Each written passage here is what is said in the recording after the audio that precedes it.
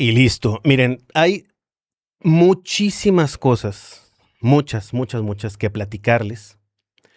Dentro de las cosas que tenemos que platicar es un tema de cómo debemos comprender todo lo que está pasando en el mundo y hacia dónde va para poder tener un poco más de certidumbre en cuestión a los tiempos. ¿Ok? Entonces, pues, iniciamos.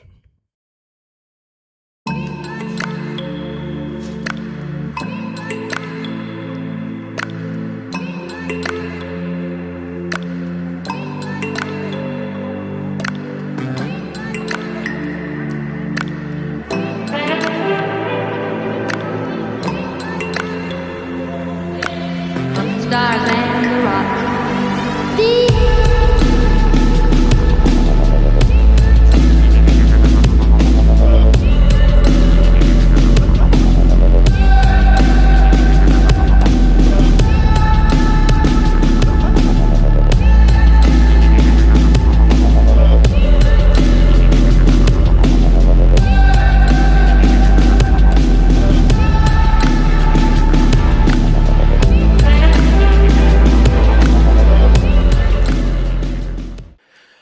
Hoy les voy a platicar sobre un tema que lo hemos visto muchas veces aquí. Los que ya tienen algo de tiempo han sabido que cuando hablábamos de esto, los sentimientos salían a flor de piel. La gente se molestaba, alguna gente ofendía, alguna gente se salía incluso. Pero es porque no estábamos en un punto, estas personas, de dar la apertura a conocer nuevas cosas. Cuando hablé, por ejemplo, de China, les pegó mucho y se hicieron varias cosas, se hicieron grupitos, se hicieron gente que estaba a favor, que estaba en contra, y no pretendo, obviamente, hacer grupitos de absolutamente nada, ni dar pie a eso, somos un solo grupo aquí, simplemente cuando la información es nueva o no la entendemos, lo ideal es darnos la oportunidad, nada más la pequeña oportunidad, de poder transitar para entender a ver si sí o si no están funcionando así las cosas. Entonces les pido, por favor, abramos nuestra mente. Hoy les traigo también una cosita que van a decir, wow, no la había entendido, no la había visto, no la había observado. Y de eso se trata, ¿ok? Abran su mente, aprendamos a entender las cosas que no entendíamos, aprendamos a recibir la información que no habíamos recibido para que nuestra mente y nuestro nivel siga subiendo siempre cada día más, ¿ok? Bueno, pues hoy nos vamos e iniciamos. Geopolítica. Y aquí pongo la política con otro color, porque así es como tenemos que entender que funciona y cómo funcionan todas estas cosas. Es de verdad muy importante que nos demos la oportunidad de todo esto. El contexto global, a modo de resumen de esto, es el mundo ya no se rige por Estados Unidos, sino por múltiples bloques de poder que imponen sus condiciones mediante recursos naturales, fuerzas armadas y tecnología. Esto es lo que está nuevamente rigiendo lo nuevo que se viene. La doctrina Monroe no está mal escrito y el proteccionismo de Estados Unidos. La administración de Donald Trump ha endurecido las políticas comerciales. Se aplican aranceles severos y bloqueos para evitar la interferencia de otras potencias en el hemisferio americano, lo que ha fragmentado el comercio internacional. Bien sabemos que Estados Unidos tiene, digamos, el poder, y más con este tipo de personajes, de mover y conmover toda la economía mundial. La doctrina Monroe es el término utilizado para describir la política exterior del segundo mandato del presidente estadounidense Donald Trump para el hemisferio occidental, la cual actúa como una versión actualizada y más agresiva de la clásica doctrina Monroe. Tal vez aquí es donde tú decías, es que lo escribiste mal, Felo, porque es Monroe. No. La doctrina Monroe es un principio de política exterior estadounidense enunciado en 1823 y estableció que cualquier intervención de potencias europeas en el continente americano sería considerada una amenaza directa a la seguridad de Estados Unidos. Su premisa central se resume en la frase América para los americanos. Fue presentada por el presidente James Monroe ante el Congreso. Inicialmente buscaba proteger la reciente independencia de las naciones latinoamericanas y evitar nuevas colonizaciones europeas. Cabe aclarar que si nosotros nos vamos a la historia, Estados Unidos fue colonizado y no era lo que es hoy. La mitad de Estados Unidos le pertenecía a México. Entonces, tenemos que entender quiénes llegaron a Estados Unidos a darle este toque de colonia y cómo geopolíticamente, que fue uno de los primeros cambios que hubo, prácticamente la mitad del territorio fue vendido a Estados Unidos de México. Cuando entendemos geopolítica, la claridad económica y religiosa se nos abre por completo para poder ver cómo funcionó eso, quién lo hizo, cómo lo hizo y por qué lo hizo. Por eso es muy importante conocer la historia. Lo que empezó como un escudo defensivo mutó con los años a una justificación imperialista. A principios del siglo XX, con el corolario Roosevelt o la política del gran garrote, Washington se otorgó el derecho de intervenir militar y económicamente en América Latina para resolver conflictos y proteger sus intereses. De la nada, dijeron, ok, en base a esto que nosotros lo inventamos, yo me otorgo a mí mismo el poder y la autoridad por si quiero llegar militarmente a tu país, lo puedo hacer. Puedo tener injerencia de la parte que yo quiera, económica y militar y política. Sus pilares fundamentales incluyen la injerencia regional, que sostiene que cualquier problema interno de un país latinoamericano concierne directamente a la seguridad nacional de Estados Unidos. Fíjense, ¿qué tiene que ver si es la casa del vecino? Pero tú, como estás teniendo la enorme facultad que te están dando el balón para que tú juegues el juego, ellos dicen, yo vivo en mi casa y si a 4 casas de mi casa la familia tiene una discusión, yo puedo ir e intervenir porque me afecta a mí. De ese tamaño está, ¿eh? Obviamente hay que trasladarnos a en qué tiempo fue, qué Estados Unidos era, qué época era. Transformando asuntos soberanos en prioridades domésticas. Si un país que es soberano tiene algún tema, Estados Unidos puede decir, oye, esto a mí de manera local, de manera doméstica me afecta. Por lo tanto, yo tengo injerencia sobre ti, como si fuera el papá de los pollitos. Hoy, que tenemos obviamente otra manera de pensar y que tenemos más información, diríamos, oye, esto no es correcto hacerlo, o ¿a poco tan fácil lo hicieron? Pero recordemos que cuando hay un cambio de sistema como el que estamos viviendo actualmente, todo se pone de una manera tan vulnerable que los mismos pueblos piden esos cambios. La implementación del sistema financiero lo va a pedir el pueblo, ¿eh? No lo van a imponer. Nosotros mismos van a decir, sí, por favor, impone esto, impone estas reglas, que todo sea trazable, que todo se vea, que yo sepa quién es el que tiene, el que no tiene. Todo eso lo estamos viendo. Y así va a ser, porque así es el juego. El juego es, llega el momento que va a haber el cambio. Ok, soy tan cruel que voy a hacer todo lo posible por desbalancearte en todo sentido y que después vengas a pedirme que corrija tu situación, la cual yo intervine para que aconteciera. Es un sistema muy cruel. Otro pilar es la contención global. Busca eliminar cualquier influencia de potencias extracontinentales, como China y Rusia, en la región que tenemos acá en América. Acciones prácticas para esto. Se ha manifestado a través de presiones comerciales mediante aranceles, propuestas para enviar tropas a México, para combatir el narcotráfico, el aumento de activos militares en Puerto Rico y el Caribe, etcétera, etcétera. Esto tiene una visión hegemónica. A diferencia de la cooperación diplomática, asume una postura abiertamente de dominio e influencia. Es la típica frase, estoy disfrazando, tal cual, una ayuda con una influencia o con un dominio. Fíjense esta caricatura de 1904, donde ponen a un señor feudal y donde podemos ver esta gente que está aquí de la otra parte del mundo, esta que está acá, todo lo, digamos, centroamericano y latinoamericano, empresarios que están del otro lado del charco, y aquí atrás está Washington, como si fuese lo guau.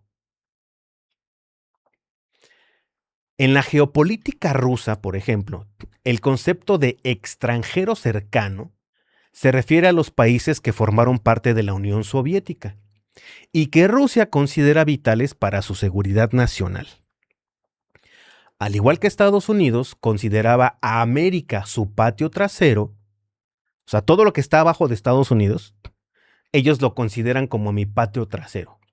De esa manera, Rusia asume que tiene el derecho de intervenir política, económica o militarmente en naciones vecinas como Ucrania, Georgia, Moldavia, para evitar que se integren alianzas occidentales como la OTAN. Por lo tanto, no tenemos que ver aquí, ¡oh, Estados Unidos es el malo! Es que Estados Unidos y solamente Estados Unidos. Ahora vamos a ver cómo cada representante de bloque funciona exactamente igualitito. Solamente que hay unos países que son más callados, que son más reservados, que son más prudentes, no un Estados Unidos que hace ruido de absolutamente todo. Históricamente, analistas han comparado directamente este enfoque con una variante rusa de la doctrina Monroe, tal cual. Históricamente ahora, Francia ha mantenido una fuerte esfera de influencia sobre sus antiguas colonias en África Occidental y Central. A través del sistema conocido informalmente, no sé pronunciarlo, pero aquí lo pueden ver, Frankfrike. París garantizó durante décadas la estabilidad económica de estos países a cambio de mantener bases militares, explotar recursos naturales e imponer el franco como moneda. En los últimos años, este modelo ha entrado en una profunda crisis, forzando a Francia a retirar tropas de varios países africanos y replantear su estrategia. Otra, las doctrinas en el Imperio Británico. Ya llevamos 4, ¿eh? Durante los siglos XIX y XX, el Reino Unido utilizó políticas similares basadas en la diplomacia de las cañoneras y el control de rutas comerciales. Un ejemplo fue la doctrina Drago, impulsada por Argentina a principios del siglo XX, la cual surgió justamente para oponerse a las intervenciones militares europeas destinadas a cobrar deudas en los países latinoamericanos, frenando el Monroe británico y europeo en la región. La doctrina Drago es un principio de derecho internacional impulsado en 1902 por el canciller argentino Luis María Drago. Establece que ningún Estado extranjero puede utilizar la fuerza militar o la ocupación territorial contra una nación americana con el único fin de cobrar una deuda financiera o pública. Fue formulada como respuesta al bloqueo naval y bombardeo de puertos venezolanos por parte de potencias europeas, específicamente Alemania, Gran Bretaña e Italia, quienes exigían el pago de deudas externas. Casi, ¿no me quieres pagar? Perfecto. Te voy a enviar a mis tropas y te voy a enviar a mis bombarderos. Y lo hicieron. China, otra más, no tiene una doctrina oficial equivalente a la doctrina Monroe. Sin embargo, analistas y expertos a menudo comparan la estrategia de Beijing en el mar de China Meridional con una doctrina Monroe asiática. Las similitudes y diferencias de su política exterior son: esfera de influencia, al igual que Estados Unidos, buscó dominar el continente americano para evitar injerencias europeas. China busca asegurar la hegemonía en su patio trasero asiático. Es lo mismo. Esto incluye reclamar el control de rutas marítimas y territorios como Taiwán. Contraste oficial de esto. A diferencia de la política estadounidense, Beijing basa su política exterior en la retórica de no injerencia en asuntos internos y rechaza explícitamente lo que considera políticas hegemónicas. Otro de estos puntos es la proyección en el extranjero. En regiones como América Latina, China no impone un control militar. militar. En su lugar, utiliza el poder económico, promoviendo alianzas de cooperación sur-sur y proyectos de infraestructura para disminuir la dependencia global del dólar y de Estados Unidos. Entonces ellos dicen, ok, yo tengo esta manera de trabajar y militarmente no me meto en ese continente. Militarmente, perfecto. Pero ¿qué tan metido está China en toda América? ¿Cuánto le debe Estados Unidos a China, por ejemplo? ¿Cuánta tecnología hay China? ¿Cuántos productos chinos? ¿Cuánta economía china hay? En todos lados. Todo es made in China. En todos lados está. Catalizadores del cambio económico. Guerra de aranceles y nacionalismo económico. La geopolítica es ahora el principal riesgo económico mundial, ralentizando el crecimiento global al 2.6. De ahí no hemos subido prácticamente nada. Por eso la geopolítica es tan importante que la entendamos y la llevemos a la comprensión para el estudio que nosotros somos como inversionistas. Es muy importante la geopolítica. Las guerras de las billeteras, para este tercer trimestre del 2026, las 3/4 partes del G20 avanzan en sistemas de pagos transfronterizos tokenizados, monedas digitales de bancos centrales o CBDCs, buscando esquivar el control tradicional de Occidente. Fíjense, estamos en números del 70-75% del G20 que ya está avanzando en todo esto. Más, estamos poquitito antes de complementar 3/4 partes de todo el G20. La crisis energética y de suministros, las tensiones no resueltas en Oriente Medio y Europa del Este siguen presionando los precios del petróleo hasta los 94, 105 por barril, y eso puede ir variando, depende del ciclo en el que tú leas esta información, lo que genera amenazas de inflación global y frena los recortes de tasas de interés de la Reserva Federal. ¿Cómo mutan las reglas financieras globales, Felo? Porque si vemos históricamente, estamos platicando que desde hace 200 años ciertamente se cumplen ciclos y que cada ciclo trae nuevas oportunidades de negocio. Hoy que estamos en una transición, que lo he dicho hasta el cansancio, no se va a volver a repetir ni en 100 años esto que estamos viviendo. Es uno de los cambios, para mi punto de vista, de los últimos cambios que van a existir en esta época de este juego, de esta Matrix. ¿Por qué lo veo así? Porque todo tiene un fin. Por todo lo que estamos viendo de las nuevas religiones con la inteligencia artificial, por todas las cosas que van a acontecer, en donde se van a materializar espíritus, donde todo viene marcado que estamos en la etapa del fin, y lo podemos ver para que no digan, es que Felo es aleluyo y la Biblia dice, no. Lo puedes ver con los mayas, te puedo traer más de 10 ejemplos, donde todos marcan esto como una etapa de ciclo. Aquellos que les gusta estudiar las estrellas, también te lo pueden decir en un idioma que tal vez tú digas, no estoy peleado con eso, y si me dicen que va a pasar a Piscis o a Escorpión o al que sea, les creo más a ellos que a una Biblia, o les creo más a ellos que a los mayas, o le creo más a tal que a tal. En la información que a ti te resuene, para que no te pelees, busca esa información con ese filtro por el cual tú fuiste programado para captar la información. Por eso no hay que cerrarnos, por favor. Si yo fui programado con un tema de entender un libro de instrucciones que se llama la Biblia, ese es mi filtro personal. Si tú no coincides con ese filtro personal, te puedo asegurar que vas a encontrar 2 o 3 o 4 que te van a decir exactamente lo mismo, pero que no va a chocar con tu programación. Ahora, si eres demasiado inteligente, dices, bueno, ok, no está hablando de religión, está hablando del libro y de lo que dice el libro.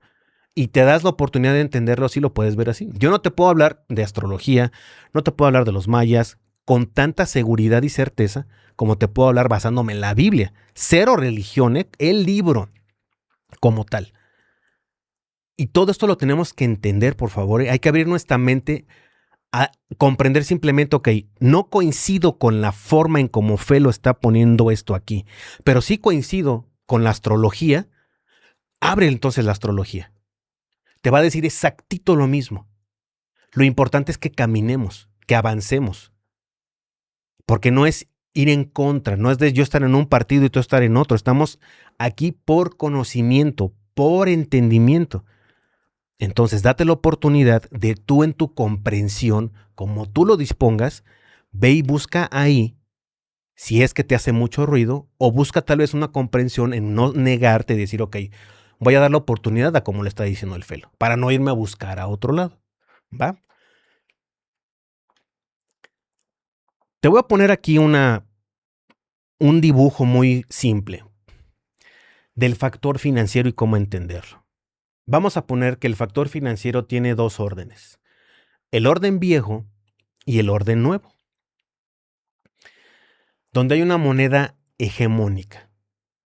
En el viejo orden ya sabemos que es el dólar estadounidense como moneda más el respaldo del petrodólar.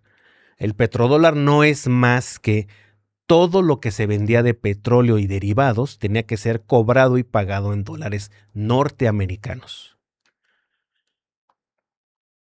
Ya no existe una moneda hegemónica, ni existirá. Hay una multipolaridad monetaria. Como podemos ver cómo está avanzando el yuan y las monedas digitales, y USDC, y USDT, y RLUSD, y todas las demás.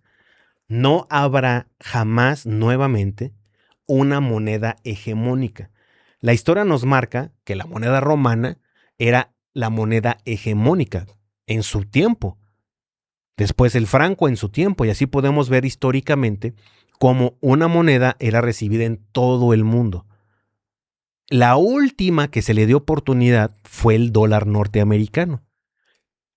Eso termina con esta transición en este nuevo sistema financiero.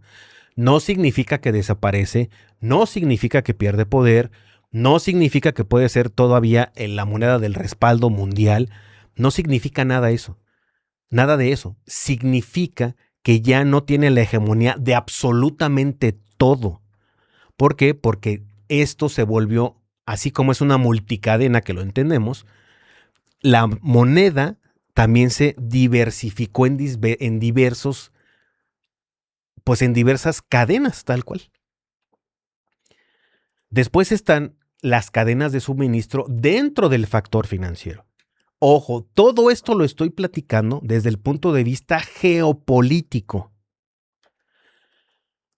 Por ejemplo, el offshore, este de aquí, es producir donde sea más barato para máxima eficiencia.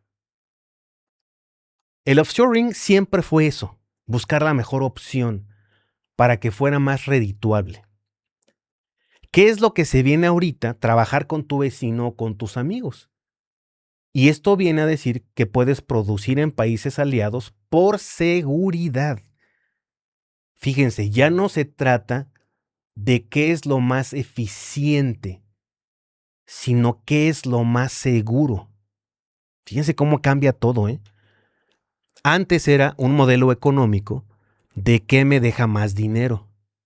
Como ahorita todo va a ser público, todo es rastreable y demás, lo que se busca es qué es lo que me da más seguridad. Porque si yo trabajo con mi vecino o con mi amigo, no va a haber un Estados Unidos que me imponga aranceles. ¿Sí me explico? El sistema económico, el modelo económico que estamos viviendo, si no le ponemos el sazón de la geopolítica, nunca lo vamos a entender. Y nos vamos a pelear con ideologías que no tienen esto en consideración y nos vamos a limitar a qué dice X, qué dice Instagram, qué dice el youtuber guapo. Y tenemos que salir de nuestra burbuja para comprender cómo se viene la nueva economía basada en un análisis geopolítico.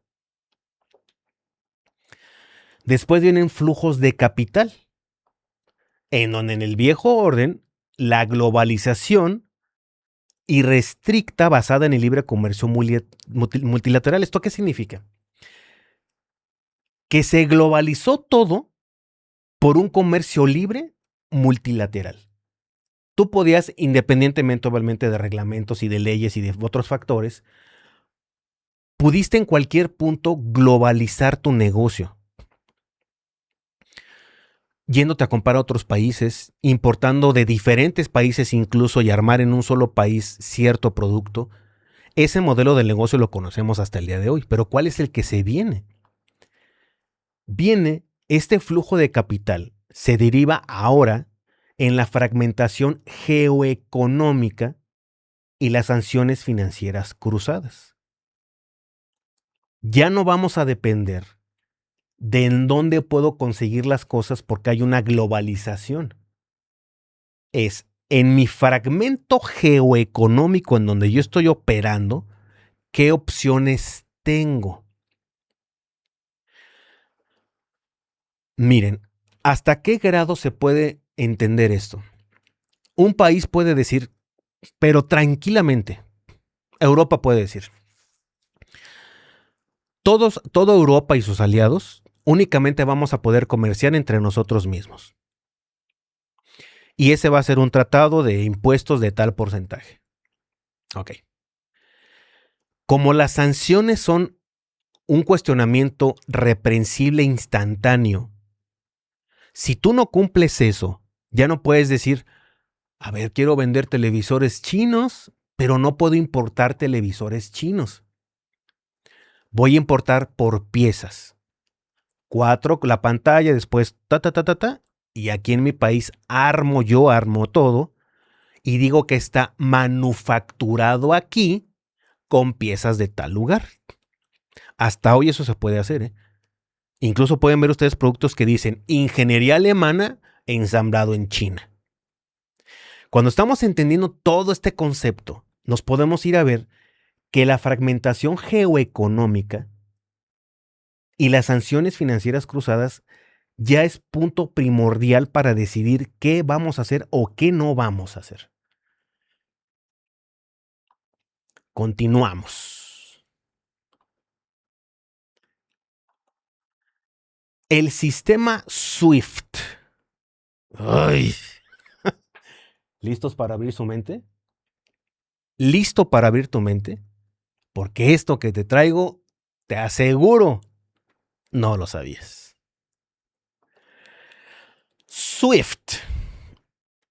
El sistema SWIFT, que es una sociedad, es la red global que permite a los bancos comunicarse y procesar transferencias internacionales de forma segura y estandarizada. Ya lo sabíamos.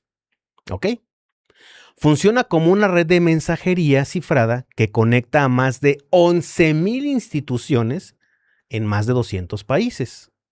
¿Ok? Vamos a entender hoy SWIFT desde el punto de vista real. Se trata de una cooperativa internacional regulada. A ver, te pregunto, ¿sabes quién regula SWIFT? Si tu respuesta rápida es Estados Unidos, ahí se ve la programación que tienes de que Estados Unidos y Estados Unidos y Estados Unidos para todo. Y Estados Unidos es un engrane, nada más, no es todo. Pero el implante que tenemos de discernimiento mental, y de eso voy a exponer en el siguiente Mente Millonaria, es la conciencia colectiva. Si tú pensaste rápido Estados Unidos e incluso tuviste un sentimiento de hay que ir en contra de, fíjate cómo está realmente pasando todo. Se trata de una cooperativa internacional regulada bajo las leyes de Bélgica y supervisada de forma conjunta con los principales bancos centrales del mundo. incluyendo la Reserva Federal de Estados Unidos, el Banco Central Europeo, el Banco de Inglaterra, entre otros.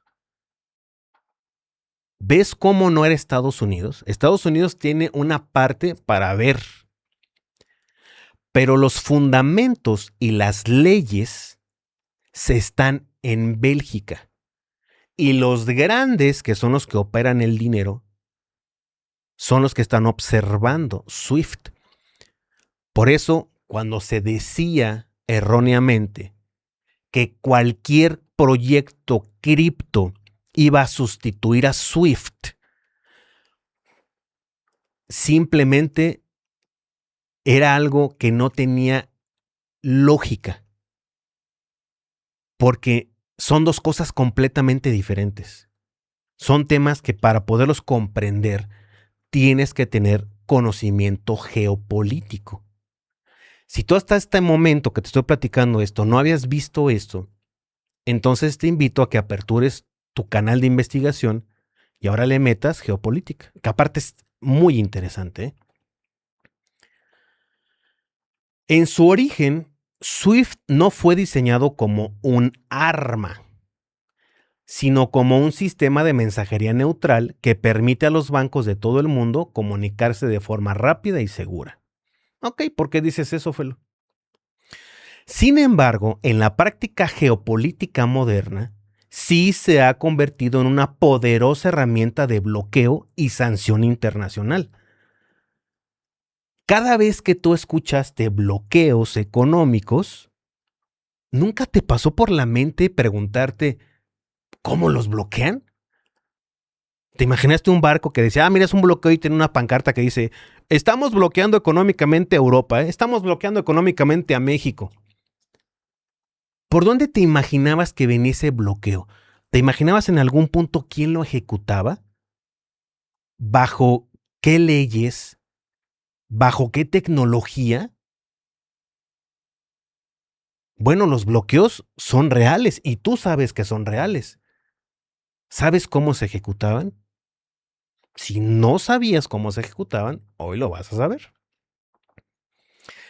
No es un sistema de pago directo. No mueve dinero por sí mismo, sino que envía los mensajes seguros, que son órdenes de transferencia, que los bancos necesitan para procesar pagos transfronterizos. ¿Cuántas veces me has escuchado decir que XRP, XLM y todos esos que te he platicado no manejan dinero por sí mismos? Es exactamente lo mismo. Lo mismitititito. Solamente que el dinero ahora se mueve con otras funciones más, con adicionales. ¿Por qué es un arma de bloqueo? Al tener su sede en Bélgica, la red SWIFT está sujeta a las leyes de la Unión Europea. Creo que vamos entendiendo que la ley se aplica con diferentes terminologías, con diferentes sazones y con diferentes poderes. Ya no tiene nada que ver Estados Unidos, ¿eh? SWIFT se sujeta a las leyes de la Unión Europea que tú bien sabes cómo están de bien o de mal. Esto significa que, por mandato de gobiernos u organismos internacionales, como la de la Unión Europea o Estados Unidos, se puede obligar al sistema a expulsar a bancos específicos. ¿No estás de acuerdo con lo que queremos hacer? Te expulso. Y siempre ha acontecido así, toda la vida. El efecto de la expulsión. Excluir a un país de esta red, conocido en geopolítica como la opción nuclear financiera, corta su comunicación bancaria con el exterior. ¿Ya te suena que es un arma? Paralizando la gran mayoría de sus importaciones, exportaciones y transacciones de capitales. En el SWIFT que conocemos hoy, solamente tienen poder de excluir y operar a favor o en contra de bancos, nada más. SWIFT, como hoy lo conocemos, únicamente tiene autoridad sobre el sistema bancario de los bancos, aunque se escuche extraño, ¿ok? Pero al poner más armas al sistema de operación de Swift, como todo aquello que cumple el lenguaje Swift, el cual hemos estudiado aquí, ¿recuerdan su nombre? A ver, les pregunto. ¿Recuerdas el nombre o no recuerdas el nombre del lenguaje Swift? ¿Lo recuerdas? ISO 20022. Espero que vayas armando tu rompecabezas y vayas diciendo, puta, cabrón, no me imaginaba que estaba el tema así. Porque cuando empiezas a entender cómo funciona esto y cómo ISO 20022 lo que hace es estandarizar todo el armamento, yo te pregunto, ¿todo lo que cumple ISO 20022 va a quitar a Swift del camino? ¿O son herramientas o armas añadidos al sistema? ¿Qué te dice tu manera de pensar hoy que hace 5 minutos no pensabas así? Si el sistema Swift es lo que es y están haciendo algo nuevo, lo único que va a pasar es que al sistema se le van a otorgar nuevos poderes, nuevas visiones, nuevos alcances, prácticamente para volverse intocable. Porque antes únicamente tenía acceso o poder hacia la banca, nada más. Pero hoy ISO 20022, que es el lenguaje estándar financiero, va a operar en banca, en no banca, en exchange, en carteras, en absolutamente todo lo que mueva el dinero. Ahora todo tiene sentido. Relación entre Swift, CBDCs, bancos centrales y blockchain. Geopolíticamente, la intersección entre Swift, las CBDCs, los bancos centrales y blockchain representa una batalla campal por la soberanía financiera global. Este tablero divide al mundo en dos grandes estrategias. Los países que buscan mantener el orden financiero basado en el dólar y aquellos que usan la tecnología para desdolarizarse y blindarse ante sanciones occidentales. El uso de Swift como arma y la urgencia de alternativas. Históricamente, el sistema de mensajería Swift ha estado bajo la influencia de regulaciones de Occidente, principalmente de Estados Unidos y Europa. El detonante de esto es la desconexión de los bancos rusos de Swift y la congelación de sus reservas tras el conflicto de Ucrania. Demostraron a potencias como China, India y los miembros del bloque BRICS que depender de ese sistema centralizado representa un riesgo de seguridad nacional extremo. Por lo tanto, en otras palabras, ok, sé quién es Swift, sé todo lo que están haciendo y se prenden las alertas. BRICS dice, oigan, ¿ya vieron que se está creando un todopoderoso? A ver, vamos a analizarlo. Sí, cierto. ¿Y ahora qué vamos a hacer? La respuesta tecnológica. Eso es lo que van a hacer. La combinación de bancos centrales y blockchain permite crear sistemas de pago transfronterizos alternativos. No todo es Swift. Estos sistemas son inmunes a los bloqueos de Occidente porque no dependen de la infraestructura ni de los bancos corresponsales estadounidenses ni sus aliados.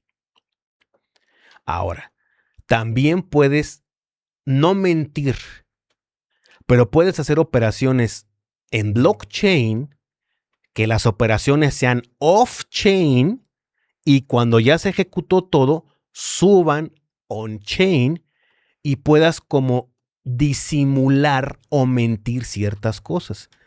Hay programadores que se dedican a hacer estos tipos de rastreos y eso es legal y se puede hacer. Expuesto al poder de Swift, ¿qué sigue ahora? El ejemplo geopolítico más avanzado es el Project M Bridge, una plataforma multifederal de CBDCs respaldada fuertemente por China, junto con los Emiratos Árabes Unidos, Tailandia y Arabia Saudita. Poder, poder tecnológico y poder económico.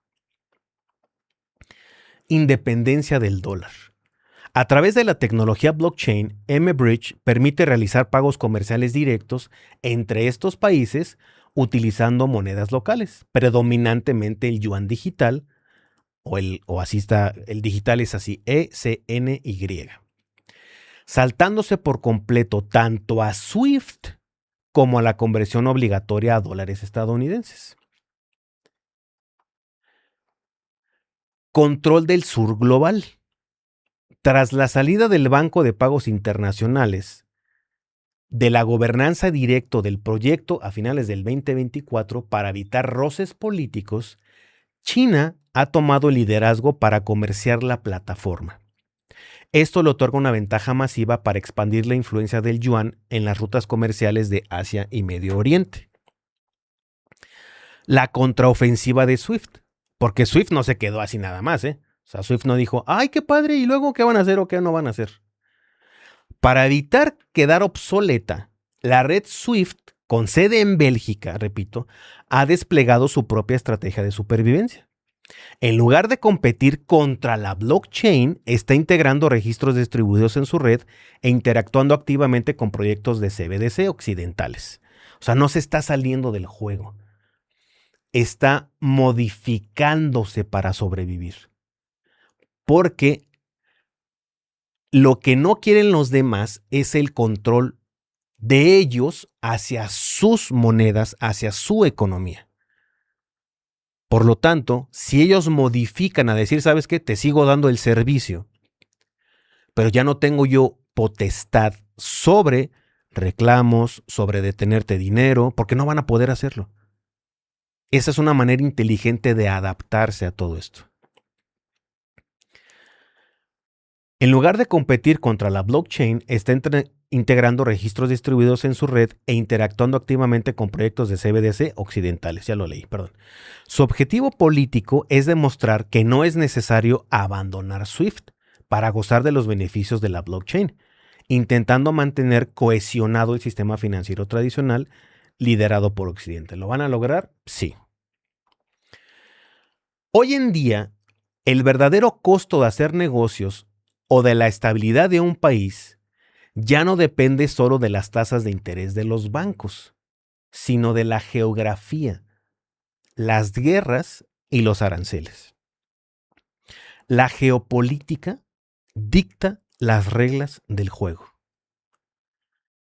¿Qué está pasando entonces ahora en el mundo? Como no puedo extenderme a hacer un análisis de todo, que lo puedo hacer, pero ahorita me voy a abocar nada más como ejemplo a América, hemos platicado del tema político. Por eso se llama geopolítica. ¿Sale? ¿Qué estuvieron creando durante años una situación para detonar el levantar la mano y pedir la adopción del nuevo sistema financiero? ¿Qué es lo que hacen? Y han salido muchas noticias de esto, como el tema de la banderita de los colores fue pagado para que aconteciera, el de los pañuelitos morados también, y todas las cosas que rompen a las sociedades son y fueron y serán eventos patrocinados. La gente tiene su mente tan fácil de manipular que basta que te agarres a 2, 3 libres pensadores que no piensan nada, les des cierto poder financiero, político o voz, porque hay tanta gente que necesita el aplauso y el reconocimiento, que los identificas facilito, les dices, ¿qué te parece si te doy esto? Y la gente te va a reconocer. Piden a gritos esas situaciones. Si vemos el mapa político de Latinoamérica, ahí le pusieron una rayita, pero bueno. Vamos a ver que estaba puesto entre izquierdas y derechas. Fíjense bien, ¿eh? Las elecciones en Brasil son el 26 de octubre y la derecha es el principal motor político en el país. Elecciones en México en el 2030 o antes, con reglas amañadas de revocación de mandato y diversas cosas que son una porquería. Cuba, con nuevas reglas de inversión extranjera, entre ellas pymes, usos de tierra, atribuciones para importar, exportar, entre muchas otras cosas más. Esta información está fresquecita y lo puedes ver. Canadá, encabezado por el Partido Conservador, podría ocurrir en cualquier momento entre el 2026 y el 2029 como fecha límite. Puede haber un cambio. Entonces, lo que estamos viendo en este mapita que está en rojo, que son los países que son gobernados hoy por la izquierda, es muy probable que este mapa cambie a que sea manejado exclusivamente por la derecha, por la política de la derecha. Entonces, en este continente quedan muy pocas naciones gobernadas por la izquierda. Ahora, ¿sabes por qué se llaman partidos políticos? Porque parten la sociedad. Y mientras más partidos hay, más secciones hay. Debemos entender. No se trata de tu filtro para entender si la política de la izquierda es la correcta o la política de la derecha es la correcta, porque ambas rigen a órdenes superiores. Simplemente es el equilibrio que tienen que dar, porque ya está partida la sociedad. O sea, hay que darle un poquito a unos y luego un poquito a otros. Por lo tanto, no te claves en decir, no, es que yo soy socialista y yo soy comunista y yo soy izquierda y yo soy derecha. No, porque no se trata de verlo así. Eso es lo que quieren que hagamos. Eso es lo que quieren que nosotros discutamos por ideologías. Cuando creces en tu mente, las ideologías quedan debajo de tus pies. ¿Y qué queda? La razón. Cuando tu razón interviene, entonces tienes un razonamiento. Es como el que investiga. Si el que investiga no tiene un juicio crítico, no va a investigar nada. Va a buscar cosas que le convienen o que se adaptan perfectamente a su ideología y la van a exponer. Y de esos conocemos varios. Es que este proyecto es lo guau, porque todo lo que te expongo, todo. Yo lo investigué y ya. Y después dices, oye, ¿tienes crítica personal? ¿En verdad estás haciendo una investigación consciente o estás investigando y sacando información que esté de acuerdo a lo que tú crees? Esos son los peores porque son los que desinforman. El investigador, como tú y como yo, tenemos que ver con un juicio crítico la información. Y en base a un criterio, sacamos si sí o si no. Esta tiene que ver mucho, porque cuando te pongo un mapa así, si tú eres de izquierda vas a decir, pero les vamos a recuperar el territorio. O se van a sentir ofendidos tal vez. Y el otro que es de la derecha, ya ven, ganamos, somos mejores que ustedes. No. Nuestra mente hay que subirla un escalón, o dos o tres. Entender que ambos trabajan para el mismo. Ahora que estamos en el fútbol, ¿tú crees que todos los equipos trabajan para la FIFA o no lo crees? Porque hay un dueño. Por supuesto que hay un dueño. Es lo mismo en política, exactamente lo mismo. Vamos camino a los 10 bloques mundiales, ya vamos terminando, ¿eh? Dentro de la interpretación escatológica, o sea, la profecía y el análisis geopolítico, la lista más famosa y detallada de estos 10 bloques proviene del Club de Roma, un influyente grupo de científicos, políticos y economistas que en el 73 publicó un informe titulado La humanidad en la encrucijada. En este documento propusieron formalmente dividir el planeta en 10 regiones político-económicas para administrar los recursos del mundo frente a las crisis globales. Fíjate nada más.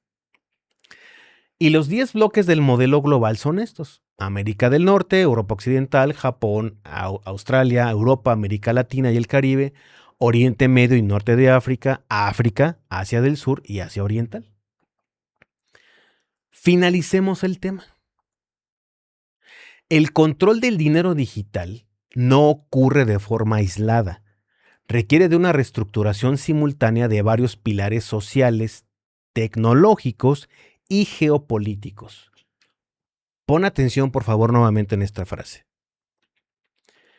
El control del dinero digital requiere pilares sociales, tecnología y geopolítica. El proceso global avanza mediante una secuencia de interdependencia. La política establece el marco legal, ¿sale? La política, ¿qué va a hacer? Poner las leyes. Los datos alimentan la infraestructura. Esta infraestructura es implementada por los bancos y el dinero culmina el ciclo. Hoy estamos viendo, hoy, tal cual, que la política está poniendo las reglas con la Clarity Act y con todas esas cosas. En Europa lo mismo, ¿eh? En cada uno de estos bloques se está hablando de esto. No creas que la política nada más es lo que se ve en fortaleza de comunicación, que va a ser por lo general cosas estadounidenses. Francia está lleno, ya he platicado con ustedes de esto, estando cenando en Francia con gente que está en política, les pregunté así tal cual el año pasado y se los compartí. Oye, ¿y cómo ves este apartado? Pues lo puso Macron hace 3 años. Con esta ley que suponía esto, pero de fondo tenía otra cosa. ¿Se acuerdan que se los platiqué? Entonces, no hay que irnos nada más a lo que tiene fuerza de comunicación. O sea, lo que tú ves en Estados Unidos. Los datos, que esos datos tú los has regalado, se los has regalado por Facebook, por Instagram, se los has regalado sin tener Facebook ni nada con esto, porque esto lo que hace es escucharte y todos los datos los estás arrojando, todos los datos. ¿Qué pasa cuando los datos llegan? Los bancos lo implementan. Y después el dinero lo va a terminar de culminar todo. Cuando el dinero digital salga, ya va a ser un dinero controlado. El dinero es el medio final para consolidar este orden. Al sustituir progresivamente el dinero en efectivo por monedas digitales centralizadas, los gobiernos logran el control total sobre la política monetaria y sobre la circulación del capital. Esto no solo garantiza la trazabilidad absoluta, sino que somete a la economía de los individuos a las directrices geopolíticas del nuevo orden mundial. Fíjate nada más. Consecuencias geopolíticas clave: guerra de divisas digitales, fin de las sanciones tradicionales como las conocemos hoy y vigilancia transfronteriza. Estas son las consecuencias geopolíticas claves, estas 3. Y con eso basta y sobra para que hagan lo que quieran hacer. Fíjense esta frase con la que cierro, qué profunda es. Quien escriba el código del dinero del futuro controlará el comercio mundial. Y recuerda, el comercio mundial tienes que pensarlo como lo que es, porque absolutamente todo, cosas tangibles e intangibles, van a tener un valor digital. Todo esto que les platiqué hoy en esta masterclass de geopolítica engloba, y fue un resumen, engloba el entender en qué punto de la historia nos encontramos? ¿En qué punto del entendimiento estamos? Y nos debe llevar por consecuencia a darnos cuenta que perdimos el tiempo peleándonos con Swift, no entendiendo qué era. Perdimos el tiempo tal vez defendiendo proyectos. Si esa energía y esa inteligencia y ese tiempo lo hubiésemos utilizado para investigar más, primera, nuestro nivel de conciencia sería muy diferente, pero no lo hicimos. Segunda, nuestro posicionamiento en inversiones tendría más sentido. ¿Hay que arrepentirnos o sentirnos mal por ello? Para nada, para nada. Simplemente quiero que quede como un ejemplo, porque lo podemos constatar con nosotros mismos, que mientras no tengamos un criterio y unas ganas por conocer de todo esto que está pasando, perdemos tiempo, perdemos oportunidades, perdemos dinero, perdemos amistades.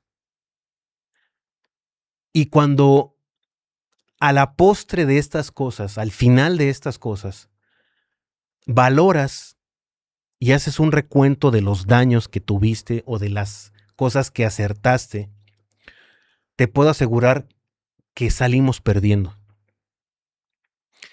Y salimos perdiendo porque lo único que no podemos recuperar es el tiempo. Si en el camino perdiste amigos, seguramente no eran amigos. Si en el camino perdiste dinero, seguramente fue por falta de conocimiento, porque el pueblo se pierde por falta de conocimiento en todo sentido, en lo espiritual y en lo material. Yo te invito a que reflexiones, por favor, todo esto que estamos platicando hoy y hagas un análisis personal en donde valores realmente en qué punto hoy te encuentras, hoy después de esta clase. Si tu camino logró detenerse un poco y decir, oye, es que es más claro de lo que creí,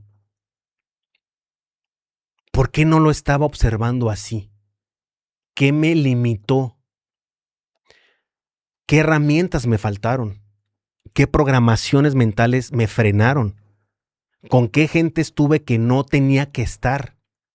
¿O a qué gente le hice un mal juicio por quedar bien con otra persona o con otra ideología?